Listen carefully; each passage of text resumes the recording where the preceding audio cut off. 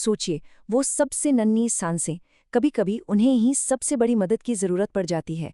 आज हम बात करेंगे एक कमाल की टेक्नोलॉजी की, सीपैप। ये वो तकनीक है जो सबसे कमजोर, सबसे छोटे बच्चों को जिंदगी की लड़ाई लड़ने में एक जबरदस्त मौका देती है। लेकिन इससे पहले कि हम सीपैप की बात करें, एक सवाल पूछना बहुत जरूरी है। आखिर एक बच्चे की, खासकर एक प्रीमेच्योर बच्चे की पहली सांस इतनी मुश्किल होती क्यों है? असल में यही वो सवाल है, यही वो प्रॉब्लम है जिसे ये टेक्नोलॉजी सॉल्व करती है। चलिए, इसको समझने के लिए दो तरह के फेफड़ों की एक कहानी देखते हैं। एक तरफ है फुल टर्म बेबी के फेफड़े, जो एकदम मजबूत हैं, पूरी तरह से विकसित, हवा के लिए बिल्कुल तैयार। और दूसरी तरफ है प्री टर्म बेबी के फेफड़े, बहुत ही नाजुक, अभी पूरी तरह बने भी नहीं हैं। उनकी सबसे बड़ी दिक्कत ये है कि उनकी हवा की छोटी छोटी थैलियां वो हर सांस के बाद पिचक सकती हैं। और बस यहीं पर जरूरत पड़ती है एक बहुत ही जेंटल हेल्पिंग हैंड की।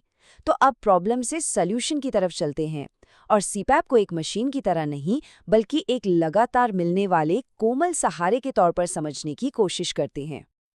अच्छा, इसे समझने का सबसे आसान तरीका क्या है?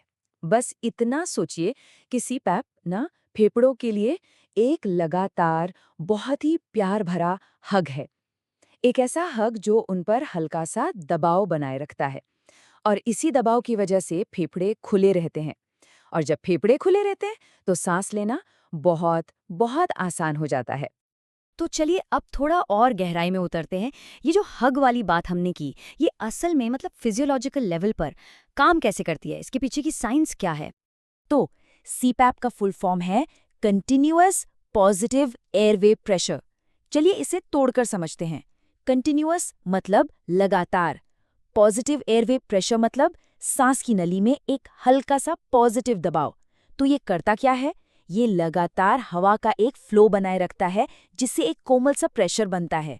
और यही प्रेशर उन छोटी छोटी सांस की नलियों को कोलैप्स होने से, मतलब पिचकने से रोकता है। जरा सोचिए, सीपैप के बिना क्या होता होगा। फेफड़ों के अंदर जो वो नन्ही नन्ही हवा की थैलियां होती है ना, जिन्हें एल्वियोली कहते हैं, वो हर बार सांस बाहर छोड़ने पर पिचक सकती हैं। अब सोचिए, हर अगली सांस लेने के लिए बच्चे को कितनी कितनी ज्यादा मेहनत करनी पड़ती होगी। लेकिन सीपैप के साथ पूरी कहानी ही बदल जाती है। वो जो हल्का सा प्रेशर है ना, वो उन एल्वियोली को थोड़ा सा खुला रखता है। इससे क्या होता है? फेफड़ों में हमेशा हवा का एक छोटा सा रिजर्व बना रहता है, और इसका नतीजा, सांस लेने में जो जबरदस्त मेहनत लग रही थी, वो एकदम से कम हो जाती है। सच कहें तो यही इसका सबसे सबसे जरूरी काम है।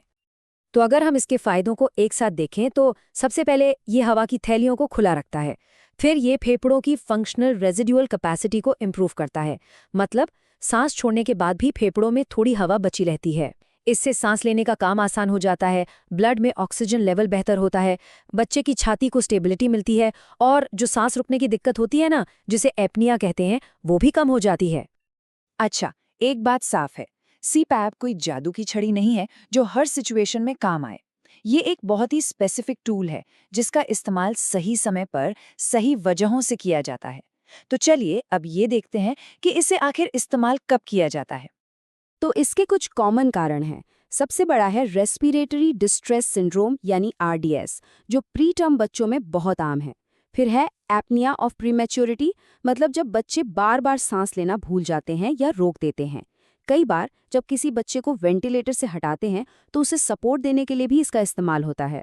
और जो बच्चे बहुत ही ज़्यादा प्रीमेच्योर होते हैं, मतलब 32 हफ्तों से भी कम के, उन्हें तो जन्म से ही प्राइमरी सपोर्ट के तौर पर सीपैप दिया जा सकता है। तो ये समझना बहुत जरूरी है कि कब सीपैप इस्तेमाल करना है और कब नहीं। देखिए, अगर रेस्पिरेटरी डिस्ट्रेस हल्का या मॉडरेट है तो ये बेहतरीन काम करता है। लेकिन अगर प्रॉब्लम बहुत सीवियर है और वेंटिलेशन की जरूरत पड़ रही है, या बच्चा शॉक में है, तब सीपैप सही चॉइस नहीं है। इसी तरह कुछ खास तरह की जन्मजात विकृतियों में भी इसे अवॉइड किया जाता है। तो अब तक हमने टेक्नोलॉजी की बात की। चलिए अब थोड़ा ह्यूमन एलिमेंट पर आते हैं। सीपैप को लगाना सिर्फ एक मैकेनिकल प्रोसेस नहीं है, ये एक कला है, एक आर्ट है, जिसमें निक्यू की नर्सिंग टीम का स्किल और उनकी प्रिसिशन, मतलब सटीकता, बहुत ज़्यादा मायने रखती है। देखिए, सारा खेल सही प्रेशर का है। आमतौर पर इसकी शुरुआत होती है 5 से 6 सेंटीमीटर H2O के प्रेशर से। अब ये नंबर सुनने में शायद छोटा लगे, लेकिन ये बस उतना ही प्रेशर है जितना उन नन्ही हवा की थैलियों को खुला रखने के लिए चाहिए, और इतना भी नहीं कि कोई नुकसान हो जाए। ये एक बहुत ही डेलिकेट बैलेंस है। तो इसे शुरू करने का एक पूरा प्रोटोकॉल होता है, एक व्यवस्थित तरीका।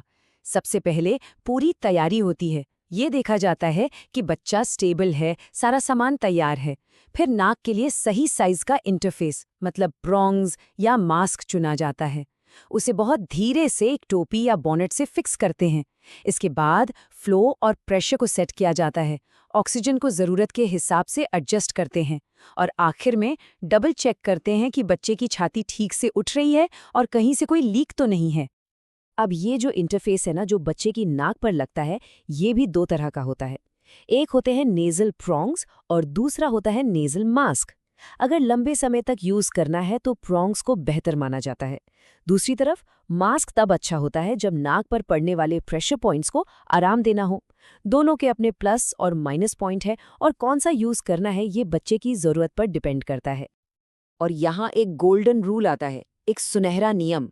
वो ये है कि चोट से बचाने के लिए हर 6 घंटे में प्रोंग्स और मास्क को बदलते रहना चाहिए। ये एक छोटी सी बात है, लेकिन ये दिखाती है कि NICU में केयर कितनी डिटेलिंग और सावधानी के साथ की जाती है। तो ठीक है, CPAP लगा दिया गया, लेकिन इसका मतलब ये नहीं कि काम खत्म हो गया। असल में असली काम तो अब शुरू होता है। अब डॉक्टर्स और नर्सेस को लगातार बच्चे के सिग्नल्स को पढ़ना होता है, ये समझने के लिए कि थेरेपी काम कर भी रही है या नहीं। और ये बहुत ही ज़रूरी सवाल है कि हेल्थ केयर टीम को आखिर पता कैसे चलता है कि CPAP काम कर रहा है। वो कौन से साइन हैं जिन्हें वो देखते हैं? तो यहाँ हम सफलता और असफलता के संकेतों को आमने सामने रखकर देख सकते हैं। अगर सब कुछ ठीक चल रहा है, मतलब सक्सेस है, तो बच्चे की सांस की दर 60 से नीचे आ जाएगी, उसे एक्स्ट्रा ऑक्सीजन की ज़रूरत 25% से भी कम होगी और छाती का खिंचाव भी बहुत कम हो जाएगा।